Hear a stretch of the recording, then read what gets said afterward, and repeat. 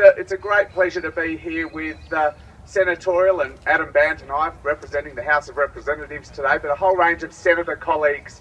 Unfortunately, not a single one yet from the Coalition, but I'll hold my breath and maybe see them wander down from the front. But it's such a pleasure to be here with the AYCC and listen to some of those stories, particularly to listen to the progress being made by Dan and the coalition that's working with him in Port Augusta in South Australia for a concentrated solar thermal plant up there.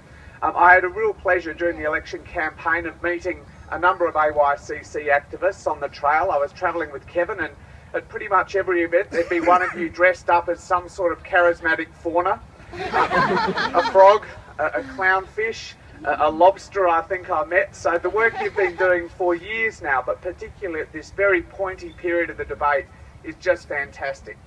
Welcome to Canberra if you're not from here, and I see a lot are from Adelaide, but welcome to Canberra at what is supposed to be the focal point, the apex of sophisticated political debate in our country.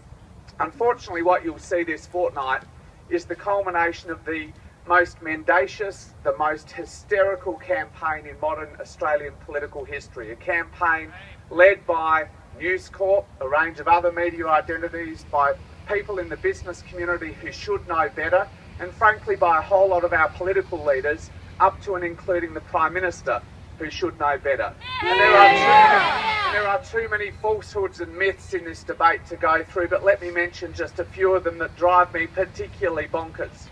The first is that the jury's out on climate change. The Prime Minister's said on a number of occasions that the so-called science, as he describes it, is not settled.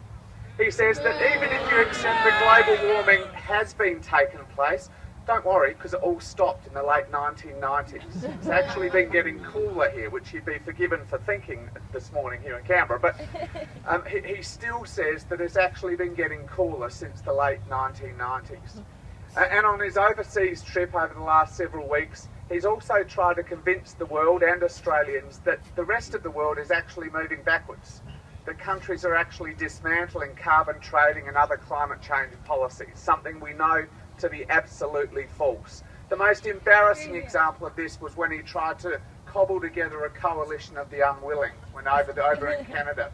And the only person he had stand up and join it was the Canadian Prime Minister. He mentioned that New Zealand and the UK were going to be part of his coalition of the unwilling, both of them led by Tory Prime Ministers, both of whom came out within hours and said, whoa, we're not with this guy. We're not with this guy. We're with Obama.